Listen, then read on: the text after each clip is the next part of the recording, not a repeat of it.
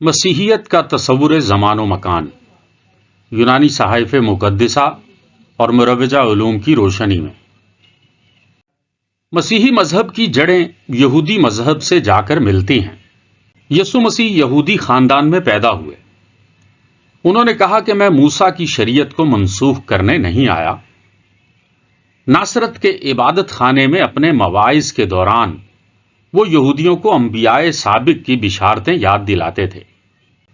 ان کا پیغام بہت سادہ تھا، جس کا خلاصہ یہ ہے کہ خدا کائنات کا مالک ہے اور اس کی بادشاہی جلد آنے والی ہے۔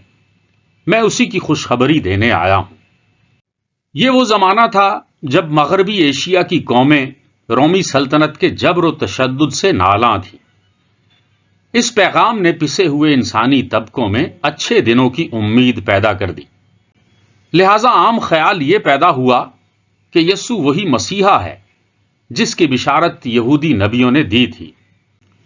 لیکن دوسری طرف رومی حاکموں اور یہودی امراء نے یسوع کو ایک باغی اور انقلابی قرار دے کر رد کر دیا۔ بقول جے ڈی برنال، یسوع کا وہی حشر ہوا جو باغیوں اور انقلابیوں کا ہوتا ہے۔ جب خدا کی بادشاہی قائم نہ ہوئی اور یسوع کو مصلوب کر دیا گیا تو ان کے پیروکاروں کو بڑی مایوسی ہوئی، لیکن انہوں نے اپنے دلوں میں یہ خیال مضبوط کیا کہ یہ ظلم کا نظام جلد ختم ہوگا، کیونکہ یسوع مسیح نے واپسی کا وعدہ بھی کیا تھا۔ اس زمانے کے مسیحی کسی دوسری دنیا کی بابت نہیں سوچتے تھے، بلکہ اسی دنیا میں یسوع کی دوبارہ آمد کے بعد اس کے نظام کی درستگی کے منتظر تھے۔ لیکن رفتہ رفتہ جب امیر لوگ بھی مسیحی مذہب کو قبول کرنے لگے تو عقائد میں نو افلاطونی نظریات بھی داخل ہو گئے۔ نو افلاطونیت کے مطابق مذہب دوسری دنیا کی چیز ہے، لہذا مسیحی عقیدہ میں یہ خیال بھی شامل ہو گیا کہ یسوع کی دوبارہ آمد پر یہ دنیا ختم ہو جائے گی، آخری انصاف ہوگا اور ایک ایسا نظام قائم کیا جائے گا جس کا وعدہ تورات اور صحائف انبیاء میں کیا گیا ہے۔ یہیں سے عاقبت کی زندگی کا تصور مسیحی عقائد میں داخل ہوا۔ اس طرح مسیحی مذہب نے کوئی نیا فلسفہ پیش نہیں کیا۔ کچھ عرصہ یہودیت سے ناطا توڑنے اور مسیحیت کو ایک نیا مذہب ثابت کرنے کی کوشش بھی ہوتی رہی، لیکن بالآخر یہودی صحائف کو مسیحی صحائف کے ساتھ ملا کر ان کی اتھارٹی کو تسلیم کر لیا گیا۔ اگرچہ یہودیوں کے نزدیک صرف عبرانی صحائف ہی معتبر رہے، لیکن مسیحیوں نے یہودی صحائف کو بھی مسیحی صحائف کی بنیاد کے طور پر سمجھا اور مسیحی الہیات میں مقدمے کی حیثیت دی۔ مسیحی صحائف کا دعویٰ ہے کہ خدا کو نوع انسانی سے پیار تھا اور اسی وجہ سے خدا نے اپنے بیٹے یسوع کو بھیج کر ان کی نجات کا انتظام کیا۔ یسوع نے اس نجات کے منصوبے میں اپنی جان صلیب پر قربان کی اور مر کر دوبارہ زندہ ہوا۔ اس عمل کو کفارہ کہا جاتا ہے اور اس سے خدا اور انسان کے درمیان جدائی کی دیوار گرا دی گئی اور یوں بنی نوع انسان کے لیے نجات کو ممکن الحصول بنا دیا گیا۔ باغ جنت میں آدم کی نافرمانی کے باعث انسان نے حیات ابدی کی صلاحیت کھو دی تھی، جس کے لیے یسوع نے اپنی جان کا کفارہ ادا کیا۔ اس کے مرنے اور دوبارہ جی اٹھنے سے یہ ممکن ہوا کہ انسانوں کو حیات ابدی دوبارہ حاصل ہو جائے۔ مارسلو کراویری کہتا ہے، اس لحاظ سے یسوع کو آدم ثانی کہنا چاہیے، کیونکہ آدم کے سبب سے حیات ابدی سے محرومی حاصل ہوئی، جبکہ یسوع کے سبب سے حیات ابدی دوبارہ بحال ہو گئی۔ مسیحیت کے ابتدائی دور میں یسوع مسیح کا پیغام امید ہی کافی سمجھا جاتا تھا، اور ابتدائی مسیحی اپنی زندگی کے تمام مسائل کو مذہب کی بنیاد پر ہی حل کیا کرتے تھے۔ اگرچہ ان کے لیے یہودی صحائف اور قدیم روایات بھی کافی تھیں، لیکن انہوں نے یہوہ کے ساتھ یسوع کی ابنیت کو جوڑ کر ایک نیا الہیاتی نقطۂ نگاہ متعارف کروا دیا، جو یہودیوں کے لیے قابل قبول نہ تھا، البتہ باقی فلسفہ کائنات وہی رہا جو یہودیوں کے نزدیک اجنبی نہ تھا۔ عہد نامہ جدید میں کہا گیا ہے کہ ہمارے نزدیک تو ایک ہی خدا ہے، یعنی باپ، جس کی طرف سے سب چیزیں ہیں اور ہم اسی کے لیے ہیں، اور ایک ہی خداوند ہے، یعنی یسوع مسیح، جس کے وسیلے سے سب چیزیں موجود ہوئیں اور ہم بھی اسی کے وسیلے سے ہیں۔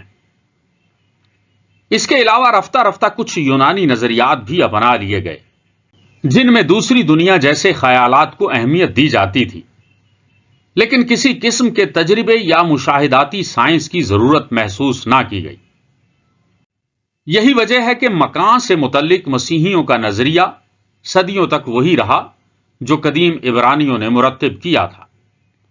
یہودی خدا کو مقام مانتے تھے، اور عہد نامہ جدید میں کہا گیا ہے کہ اسی میں ہم جیتے، چلتے پھرتے اور موجود ہیں۔ اگرچہ مسیحیوں میں الہیاتی بنیادوں پر ارسطو اور افلاطون کی تنقیدیں اور تعویلیں ہوتی رہیں، لیکن مکان کے متعلق کوئی نیا مابعد طبیعیاتی نظریہ مرتب نہیں ہوا۔ ان عقائد کی جڑیں کتنی گہری تھیں، اس کا اندازہ نیکولس کوزانس کی تصنیفات سے لگایا جا سکتا ہے۔ نیکولس کا شمار 15ویں صدی عیسوی کے بہت بڑے ریاضی دانوں میں ہوتا ہے۔ تقریباً 30 برس وہ پادری کے عہدے پر رہا، اور 1440 عیسوی میں اسے مختلف مسیحی فرقوں کے درمیان الہیاتی اتحاد قائم کرنے کا کام سپرد کیا گیا۔ اس نے یہ اعتراف کیا کہ قدرت کے مظاہر کو ریاضیات کی بنیاد پر سمجھا ہی نہیں جا سکتا۔ اپنی تصنیف عالمانہ جاہلیت میں اس نے کہا کہ عالم کا کوئی محیط یعنی گھیرا نہیں ہے۔ اگر اس کا کوئی مرکز یا محیط ہوتا، اسی طرح اس کی ابتدا اور انتہا بھی ہوتی، لہذا عالم کسی اور نسبت سے محدود ہوتا ہے۔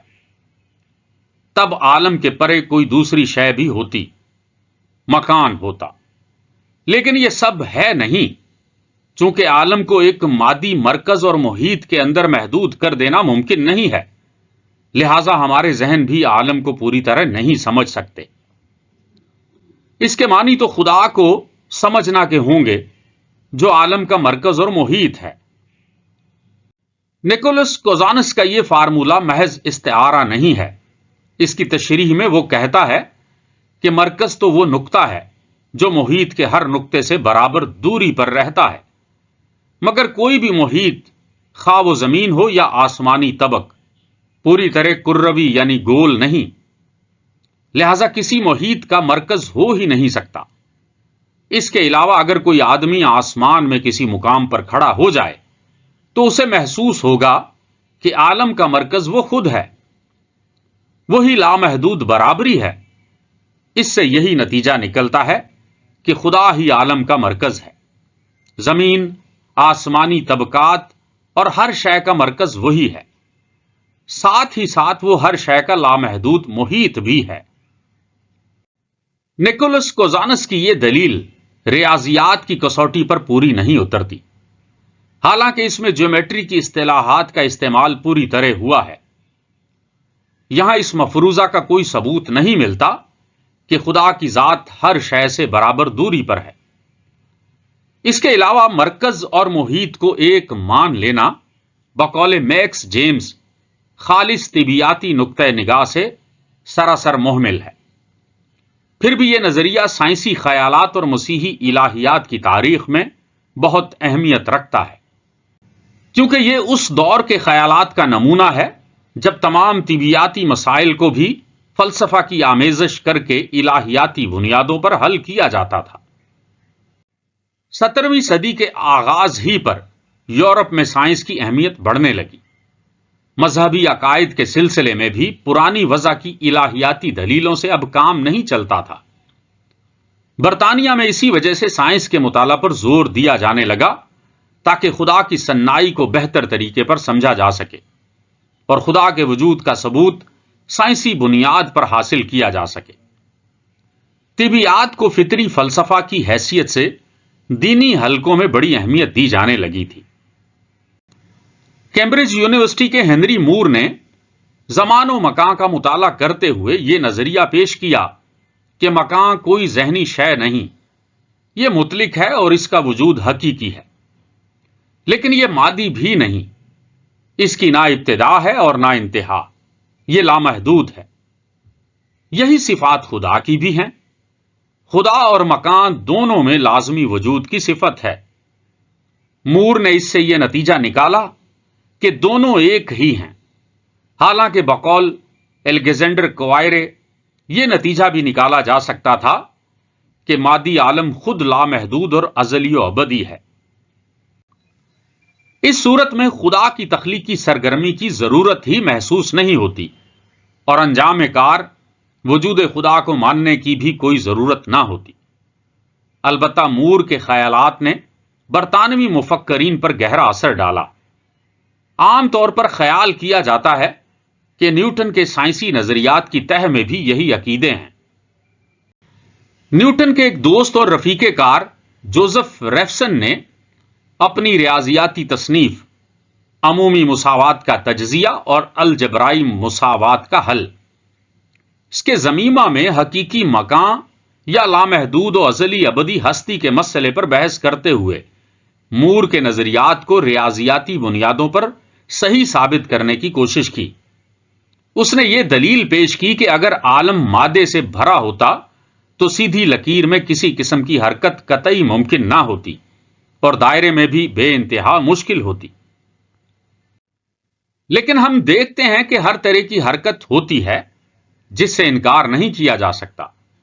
اس سے لازمی طور پر یہ ثابت ہوتا ہے کہ خلا یا خالی مکان کا وجود ہے، اسی وسعت کے اندر اور اسی وسعت کی وجہ سے حرکت ہوتی ہے۔ یہ وسعت خود غیر مجسم، غیر متحرک، غیر مادی، لامحدود اور مطلق ہے۔ مادہ کی خصوصیت تو یہ ہے کہ وہ جگہ گھیرتا ہے اور حرکت کر سکتا ہے یا کرتا ہے۔ اس طور پر مادہ محدود بھی ہے اور ناقص بھی، کیونکہ اس کی شکل اور جائے وقوع میں تبدیلی آ سکتی ہے۔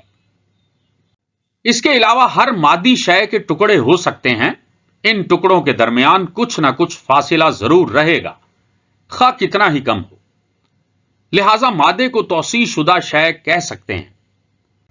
اگر مکان نہ ہو تو نہ توسیع ہوگی اور نہ چیزیں مختلف شکلیں اختیار کر سکیں گی۔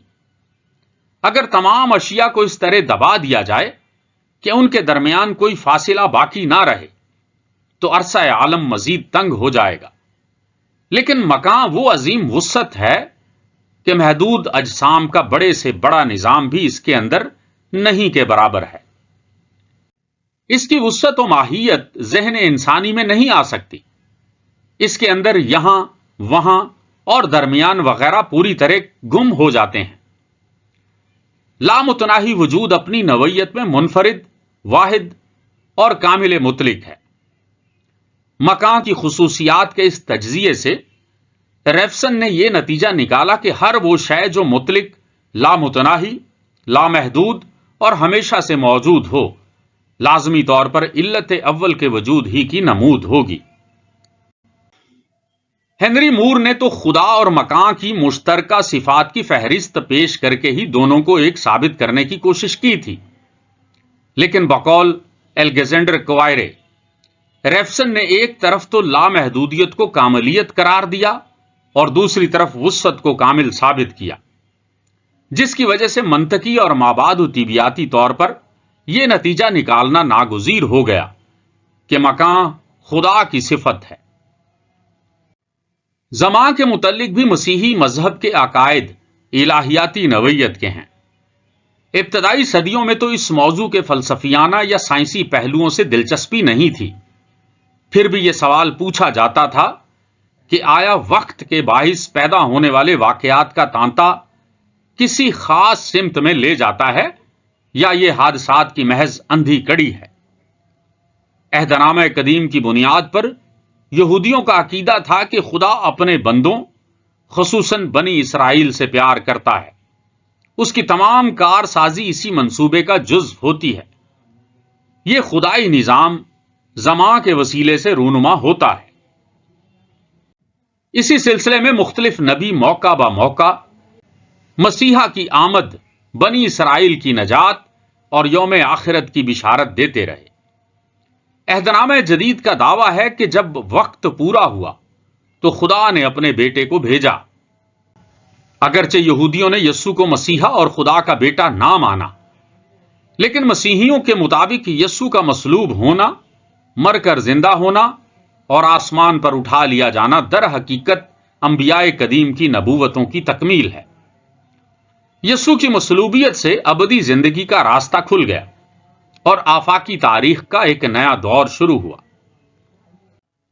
عہد نامہ جدید میں زمان کے متعلق کوئی دقیق تھیوری پیش نہیں کی گئی، صرف اس پر زور دیا گیا ہے کہ خدا اپنی رحمت کو زمان کے وسیلے سے آشکار کرتا ہے اور اس کام میں یسوع خدا کا شریک ہے۔ انسان کی نجات ایک مسلسل زمانی عمل سے وابستہ ہے جو ماضی، حال اور مستقبل کو ایک سیدھی لکیر میں پروئے ہوئے ہے۔ اس لکیر کا رخ کہیں نہیں بدلتا اور سلسلہ برابر جاری رہتا ہے۔ یہودیوں کے مطابق یہ لکیر 3 حصوں میں بٹی ہوئی تھی۔ پہلا حصہ ماقبل تخلیق کا ہے، دوسرا حصہ تخلیق اور آخرت کے درمیانی دور کا ہے، تیسرا حصہ مابعد الآخرت کا ہے۔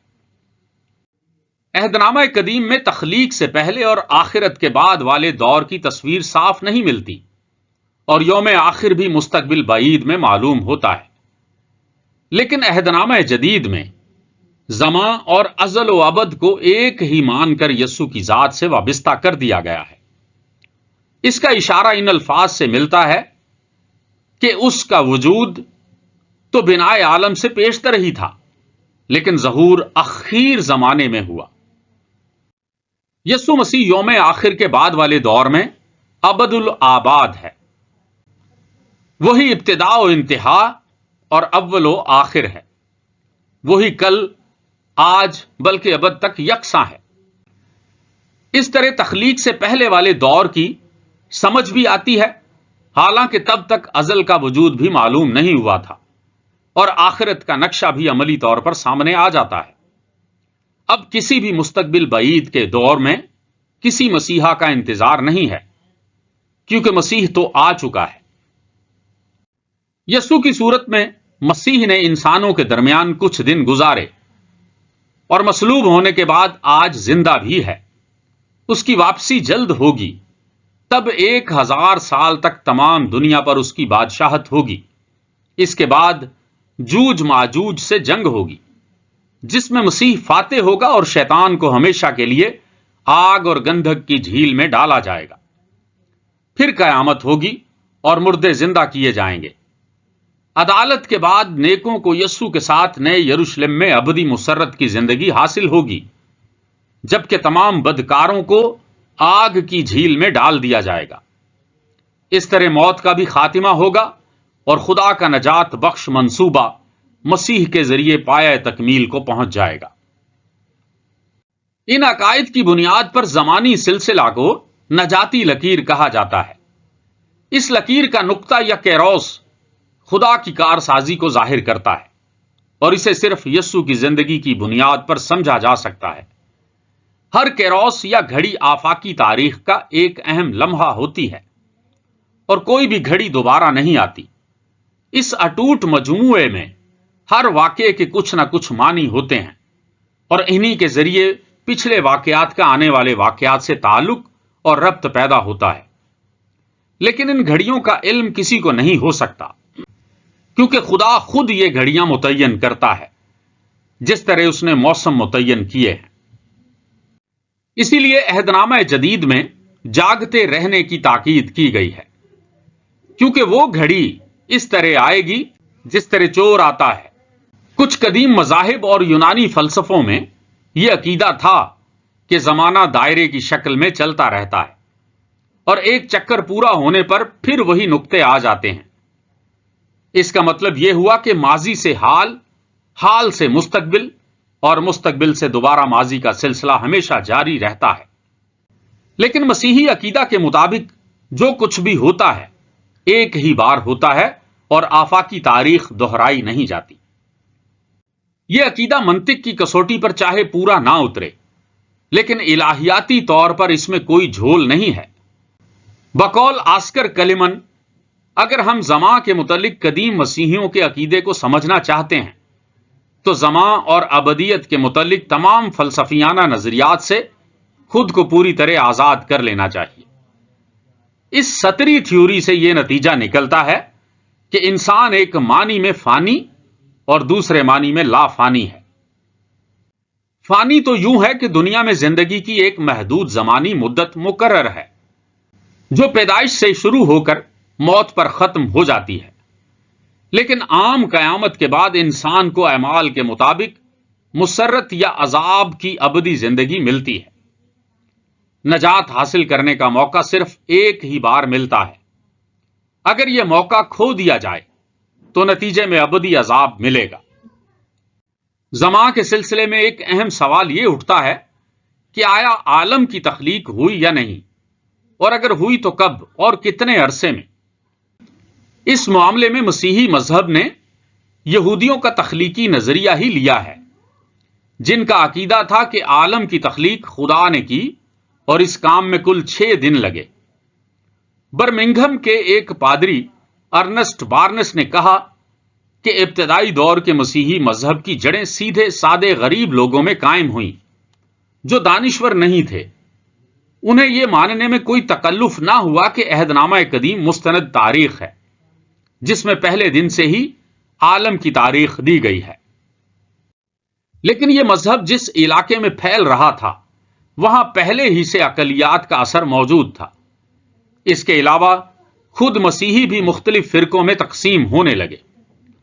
ایک طویل عرصے تک مسیحی علماء میں اس مسئلے پر بحثیں چلتی رہیں، اور اس سلسلے میں اب سے کوئی 100 برس پہلے تک تقریباً 140 مختلف نظریے ریکارڈ میں آئے۔ حالانکہ اس بات میں سبھی متفق تھے کہ عالم کی تخلیق ہوئی اور کسی مخصوص وقت میں ہوئی۔ 13ویں صدی کے مسیحی مفکر سینٹ تھامس ایکوینس نے اس مسئلے پر تفصیلی بحث کی اور یہ نتیجہ نکالا کہ عقلی دلائل کی بنیاد پر یہ ثابت نہیں کیا جا سکتا کہ عالم ہمیشہ سے موجود نہیں ہے، لیکن جو لوگ یہ ثابت کرنا چاہتے ہیں کہ مادہ کی تخلیق کبھی زماں میں ہوئی، ان پر افسوس ہے۔ حقیقت میں تخلیق تو ایک معجزہ ہے جسے طبیعی عقلیت کی بنیاد پر نہیں سمجھا جا سکتا۔ یہ عقیدہ کہ کائنات کی تخلیق زماں میں ہوئی حقیقتاً ایمان کا جزو ہے۔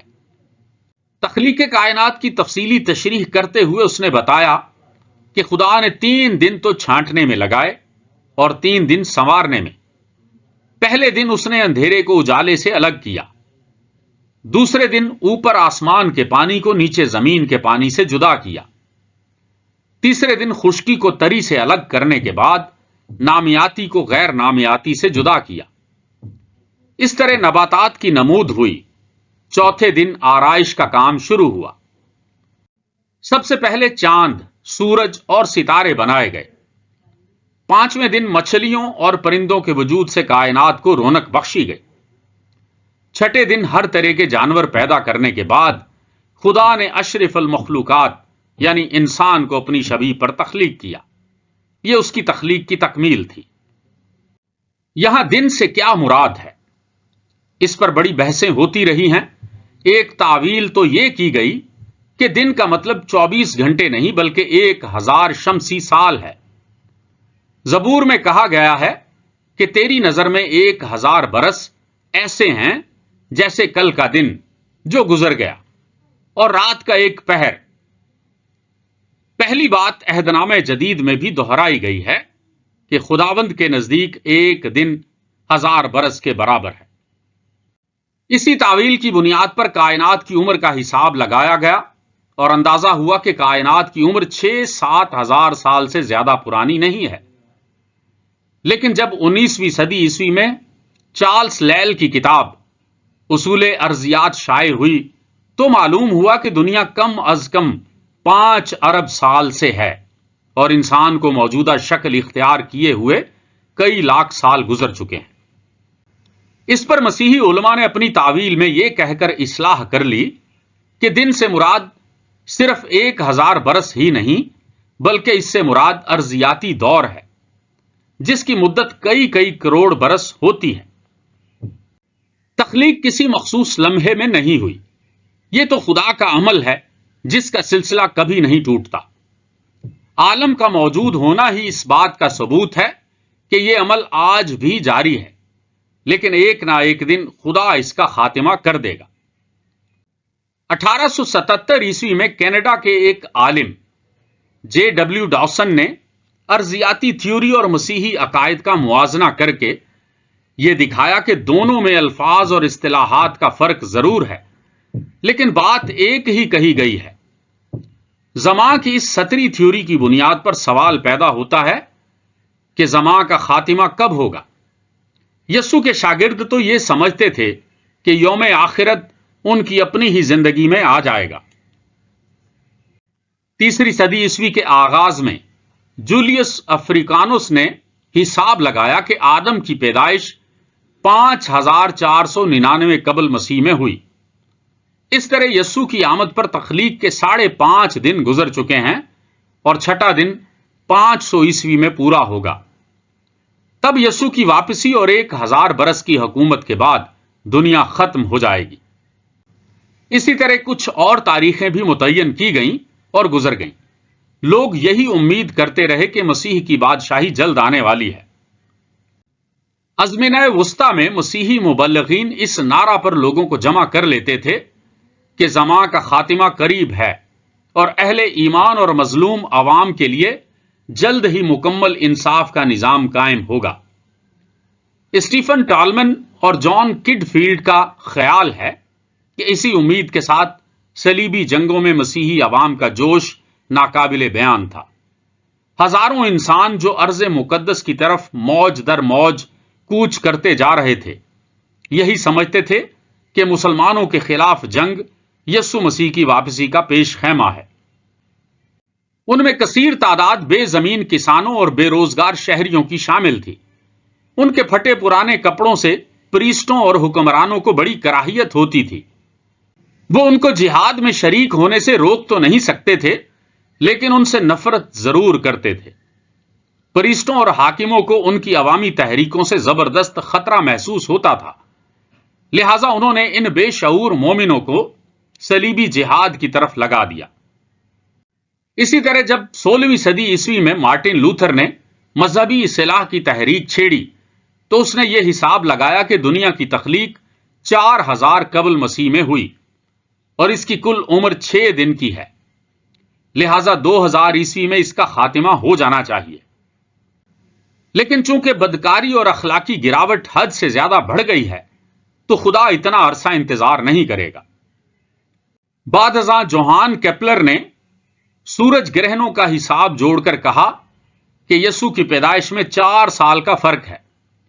اسی بنیاد پر آئرلینڈ کے آرچ بشپ آشر نے یہ نتیجہ نکالا کہ دنیا 4400 قبل مسیح میں اتوار کے روز 23 اکتوبر 9:30 بجے رات کو وجود میں آئی۔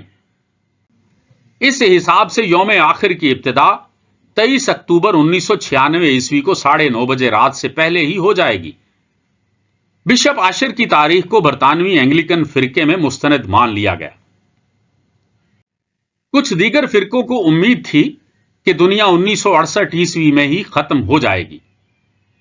یہوہ کے گواہ لوگوں کو آگاہ کرتے رہے کہ اگر 1975 عیسوی میں دنیا مکمل طور پر تباہ نہ بھی ہوئی تو اس کی تباہی کا کچھ نہ کچھ سلسلہ ضرور شروع ہو جائے گا۔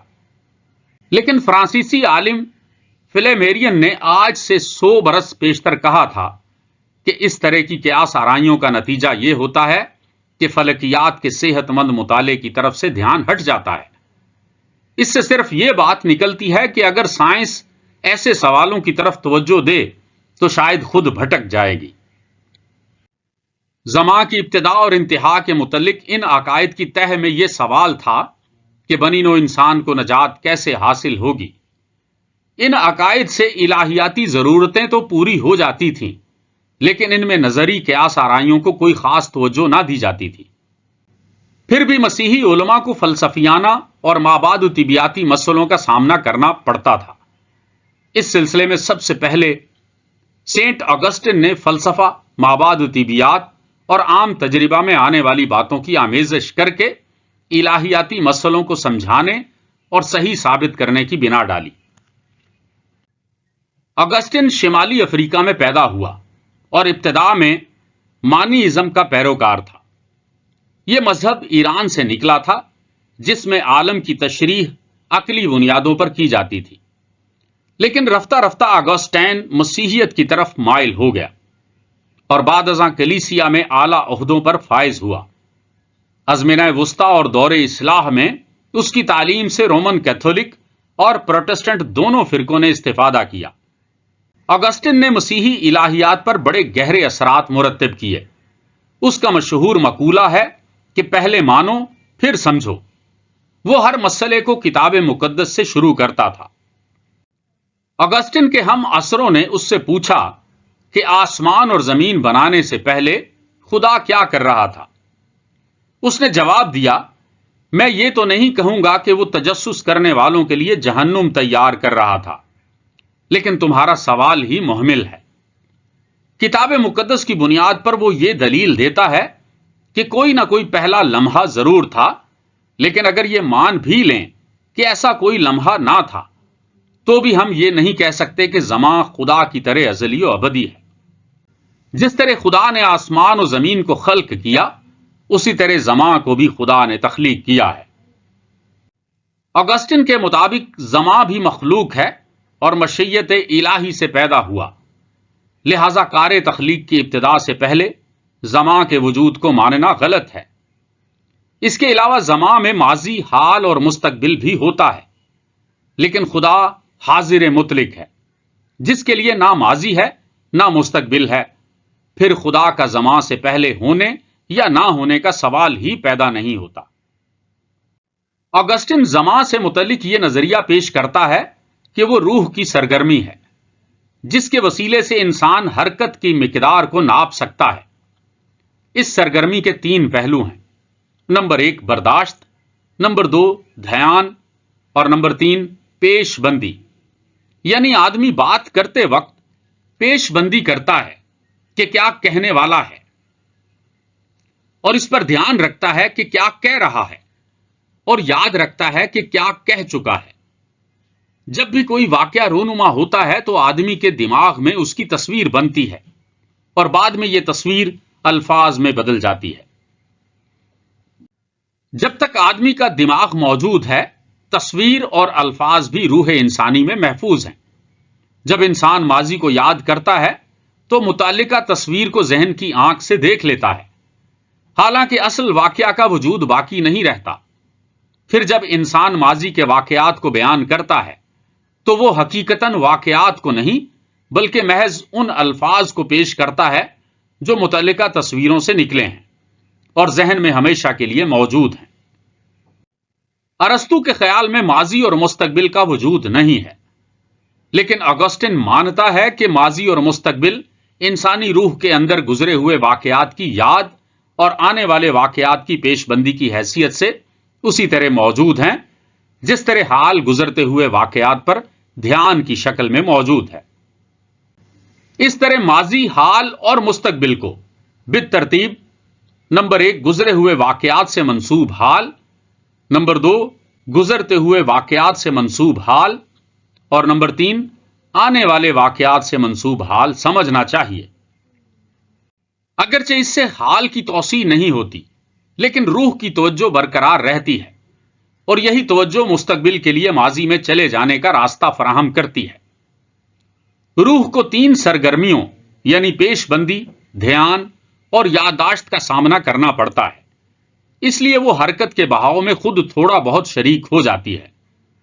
اس سے نتیجہ نکلتا ہے کہ انسان کا احساس، حرکت اور اس کی ناپ، جسے ہم زمان کہتے ہیں، خود بہاؤ میں ہے۔ عام طور پر چاند اور سورج کی گردش سے ہی وقت کا حساب لگایا جاتا ہے، لیکن اگسٹن کے خیال میں زمان کی پیمائش اجرام فلکی کی حرکت پر منحصر نہیں ہے۔ مثلا اگر سورج کی چال دھیمی یا تیز ہو جائے تب بھی ایک پورے چکر کا زمانی عرصہ دن رات ہی کہلائے گا۔ حالانکہ یہ عرصے برابر نہیں ہوں گے، حرکت تو خود زمان کے وسیلے سے ناپی جاتی ہے، لیکن زمان کو ناپا کس پیمانے سے جائے؟ مکانی وسعت کو تو چھوٹی مکانی وسعت سے ناپا جا سکتا ہے، جیسے ہاتھ کی لمبائی سے دیوار کی اونچائی کا حساب لگایا جا سکتا ہے، لیکن زمان کے لیے کوئی ایسا پیمانہ نظر نہیں آتا۔ مثال کے طور پر آواز بھی حرکت ہے۔ جب تک آواز نکل رہی ہو تب تک اس کی صحیح ناپ نہیں ہو سکتی، اور بند ہو جانے کے بعد تو اس کا وجود ہی باقی نہیں رہتا۔ پھر بھی آواز کے طول کو ناپ لیا جاتا ہے۔ لہذا ہم یہی کہہ سکتے ہیں کہ کچھ زمانی وقفے دماغ کے اندر موجود ہیں، اور انسانی دماغ انہی سے آواز کو ناپ لیتا ہے۔ چنانچہ آگسٹن نے اس سے یہ نتیجہ نکالا کہ روح کی سرگرمی ہی ایک مطلق پیمانہ ہے جو خود مختار اور حرکت کے قوانین سے آزاد ہے۔ اس طرح زمان کو روح کا مضاف یا پھیلاؤ سمجھا جا سکتا ہے۔ اس نظریے کا الہیاتی مطلب یہ ہوا کہ زندگی ایک مسلسل توسیع یا پھیلاؤ ہے، کیونکہ عالم میں تبدیلی اور تواتر کی بنیاد زمان ہی ہے۔ روح کو جن باتوں کا علم ہوتا ہے وہ زمانی تسلسل سے ہی ہوتا ہے، اور روح کے اندر خود اس دنیا میں رہنے کی وجہ سے پھیلاؤ یا انتشار پیدا ہو جاتا ہے۔ لہذا انسان کو چاہیے کہ اس پھیلاؤ سے الگ ہو کر خود کو بلند سطح پر اٹھانے کی کوشش کرے اور فیض خداوندی سے لو لگائے۔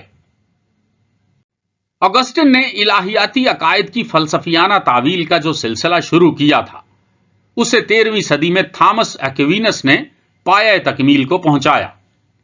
مسیحی مذہب میں اس کی وہی حیثیت ہے جو اسلام میں امام غزالی کی ہے۔ عقائد کے سلسلے میں وہ اکابر کے اقوال کو کافی نہیں سمجھتا۔ اس کا کہنا تھا کہ دلیل نقلی سب سے کمزور دلیل ہے۔ اکابر نے جو بات درست کہی ہے اس سے فائدہ اٹھانا چاہیے، اور جو غلط کہا ہے اسے رد کر دینا چاہیے۔ فلسفے کا مقصد یہ جاننا نہیں کہ لوگ کیا سوچتے ہیں، بلکہ یہ ہے کہ سچائی کیا ہے۔ ایکوینس نے اسی اصول کی بنیاد پر اپنی تصانیف میں مسیحی عقائد کی تشریحات پیش کی ہیں، خصوصاً سوما تھیولوجیا میں۔ زمان سے متعلق اس نے یونانی فلسفیوں کے نظریات کو صحیح نہیں مانا، اور وہ اس بنیادی عقیدہ پر رہا کہ زمان کا خاتمہ ضرور ہوگا۔ اجرام فلکی کی دائرہ وار حرکت چاہے کتنی ہی کامل کیوں نہ ہو، ان کی گردش کا اصل سبب یہ ہے کہ خدا نے ان کو منصوبہ کے تحت گردش میں ڈال دیا ہے۔ جیسے ہی یہ منصوبہ پایہ تکمیل کو پہنچے گا، خدا ان کی حرکت کو بند کر دے گا۔ تھامس ایکوینس اور آگسٹن کی تعلیمات آج بھی رومن کیتھولک فرقہ کی رہنمائی کرتی ہیں۔ دوسرے مسیحی فرقے بھی ان سے فائدہ اٹھاتے ہیں۔ جب بھی سائنس اور الہیات کو ملانے کی کوشش کی جاتی ہے تو ان کے طرز استدلال کو اپنایا جاتا ہے۔ ایکوینس کا طرز استدلال یہ ہے کہ مذہبی عقائد کو بنیادی طور پر صحیح مانو۔ عام تجربے میں آنے والی باتوں سے ان عقائد کے صحیح ہونے کا ثبوت تلاش کرو۔ قدیم فلسفیوں اور عالموں کا مقولہ تبھی سند میں پیش کرو جب وہ تجربے کی کسوٹی پر پورا اتر چکا ہو۔ یہ طرز استدلال اہل ایمان کے ایمان کو اور بھی پختہ کرنے کے لیے کافی ہے، اور اگر کوئی شک اور یقین کے چکر میں پھنسا ہو تو اس کے شکوک و شبہات بھی اس طرح کی دلیلوں سے دور ہو سکتے ہیں۔ لیکن اگر کوئی بنیادی مفروضوں کو ہی سرے سے ماننے کے لیے تیار نہ ہو تو اسے آگسٹین یا ایکوینس کی منطق سے قائل نہیں کیا جا سکتا۔